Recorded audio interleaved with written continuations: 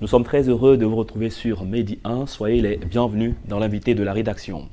À l'issue de sa 35e session ordinaire, l'Union africaine, à travers une décision succincte, a félicité l'initiative des leaders africains pour la nutrition qui a permis de soutenir le plaidoyer en faveur de la nutrition dans le cadre des efforts déployés pour que les États membres consacrent des ressources financières adéquates aux interventions nutritionnelles. 2022 est décrétée année de la nutrition de l'Union africaine. On en parle dans cette émission et pour ce faire, nous recevons Dr Doumbia Mamadou. Il est maître de conférences en sciences agronomiques à l'université Nangui à Brougua, par la même occasion, consultant en agronomie pour le RIP, Col ACP Union Européenne. Bienvenue, docteur. Merci beaucoup. C'est un plaisir de vous avoir sur ce plateau. Autant pour moi. Avec vous, nous allons parler de nutrition. Cette année a été décrétée année de la nutrition pour l'Union africaine. Faisons un état des lieux quand on parle de nutrition en Afrique. La nutrition en Afrique est un domaine très vaste et assez complexe. Il faut dire que déjà le PAM proclame qu'en Afrique, il y a actuellement plus de 282 millions de personnes malnutries et nous sommes dans le monde entier à peine 3 millions de personnes qui n'ont pas accès à une alimentation saine. Et 9 enfants sur 10 à l'âge de 5 ans ont un retard de croissance dû à la malnutrition et principalement en Afrique. Donc cela montre effectivement que le problème de la nutrition est un problème alarmant pour le continent africain. Pourquoi au nombre des personnes vulnérables, les enfants sont souvent les plus touchés?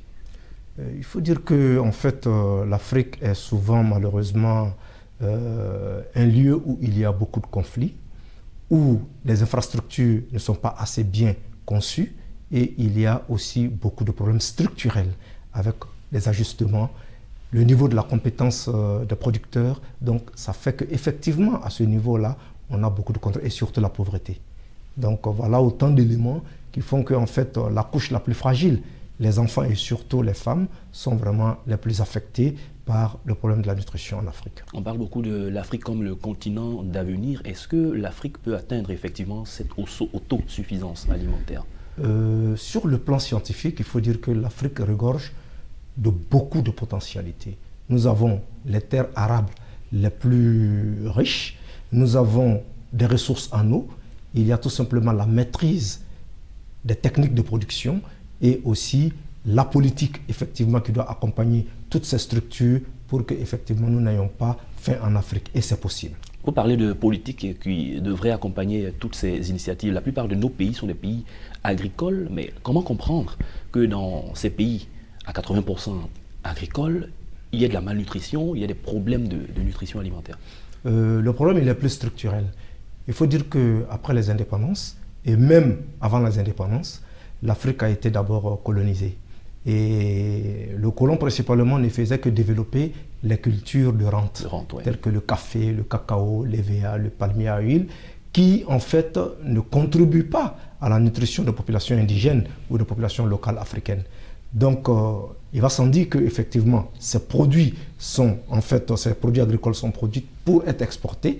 Et donc il y a eu moins d'investissements en ce qui concerne la culture vivrière et la culture maraîchère qui constituent la base de l'alimentation de la population africaine.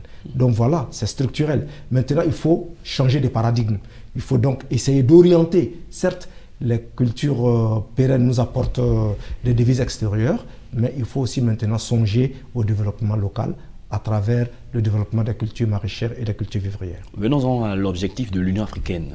Pourquoi cette année l'Union africaine décrète la nutrition pour 2022? Ceci est très important parce qu'en fait, le capital humain, c'est le capital de développement de toute nation.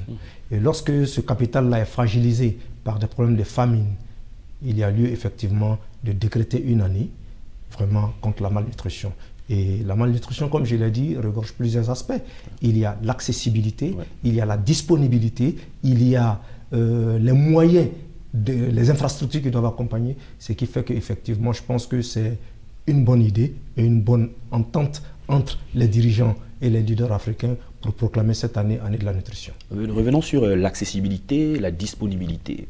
Quel est le constat? Est-ce que c'est vraiment pas accessible? Est-ce que c'est vraiment pas disponible? Sinon, à quel degré près? Je prends le cas par exemple, il y a un problème d'infrastructure. Souvent les productions peuvent se passer à des endroits. La population qui a besoin de ces aliments en fait n'a pas accès parce qu'il y a des problèmes de route.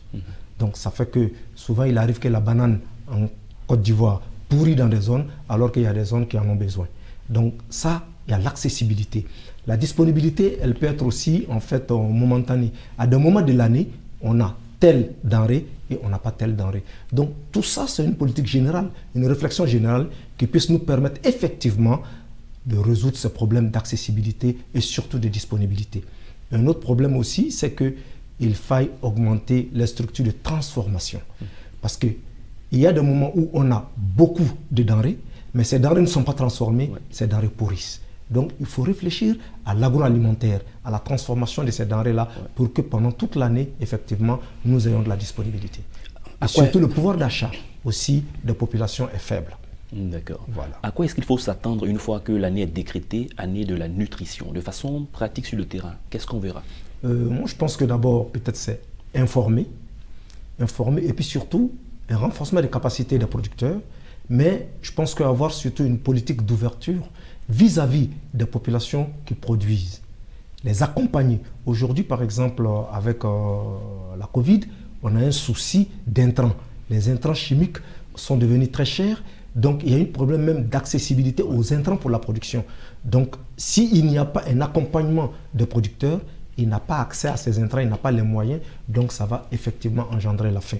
Donc, il y a lieu de les accompagner, de les structurer pour qu'effectivement, il y ait une meilleure production. Ceci est très important. D'accord. Vous êtes en Côte d'Ivoire. Est-ce que l'économie ivoirienne, l'agriculture en Côte d'Ivoire est un exemple, est un levier pour certainement la sous-région? Oui, je pense qu'en fait, la Côte d'Ivoire, depuis le temps Bouffoué, nous avons quand même pris un élan dans ce sens-là par rapport aux autres pays de la sous-région. Mais il faut que nous continuions. Il y a en fait beaucoup de problèmes, effectivement, qu'il faille lever pour que, effectivement, notre population puisse avoir accès de façon permanente à une alimentation saine. Parce qu'on parle aujourd'hui aussi de sécurité alimentaire. C'est-à-dire qu'il y a la sécurité alimentaire qui regorge deux aspects. Il y a la sécurité sanitaire et il y a la quantité. Donc souvent on peut avoir en quantité, mais la qualité laisse à désirer. Donc ça veut dire qu'il faut accompagner tous les acteurs afin que nous ayons une alimentation non seulement saine et de quantité. Et ceci est très important. Je pense qu'aujourd'hui, la recherche doit accompagner les producteurs dans ce sens-là pour que nous ayons effectivement une production de qualité. Je voulais justement parler de la recherche et voir quelle est la place de la recherche dans le développement du secteur agricole et la place de la recherche dans cet objectif de l'Union africaine. Je pense que la recherche a un très grand rôle à jouer parce que, comme je le dis, il ne peut pas avoir de développement agricole autonome ou endogène s'il n'y a pas un accompagnement structurel de la recherche. Et je pense que les chercheurs en agronomie, les chercheurs dans tous les secteurs des départements, que ce soit la transformation, que ce soit la production, que ce soit les intrants, il faut que tout le monde s'implique. Et il faut donc qu'il y ait peut-être une sorte d'échange entre les gouvernants et les chercheurs pour trouver une meilleure solution. Je pense qu'en Côte d'Ivoire, on a le centre d'excellence régional contre la faim et la malnutrition qui a été inauguré en 2019. Et je pense que c'est un modèle pour pouvoir mettre à la disposition effectivement des populations l'expertise de ce centre-là. Et je pense que ceci est très important pour notre politique agricole. Parlant d'expertise, on pourrait parler aussi de la technologie qui pourrait accompagner ce secteur. Naturellement, je pense qu'aujourd'hui en Côte d'Ivoire, nous avons une jeunesse dynamique qui en fait aujourd'hui initie les drones dans la gestion des plantations, les prévisions météorologiques et tout. Donc je pense que les TIC sont importants aujourd'hui dans le développement effectivement de l'agriculture. Une agriculture aujourd'hui qui se veut moderne doit se faire accompagner par les outils nouveaux technologiques. Docteur Doumbia Mamadou, merci d'avoir accepté de répondre à nos questions. Merci. Je vous remercie aussi. Je rappelle que vous êtes maître de conférences en sciences agronomiques à l'université Nangui à Brogoua. Vous êtes par la même occasion consultant en agronomie pour le RIP, pour COL ACP et l'Union européenne. Merci d'être passé sur notre plateau. Je vous remercie. C'est la fin de cette émission. Merci à tous de l'avoir suivi. Excellente suite de nos programmes sur Média 1.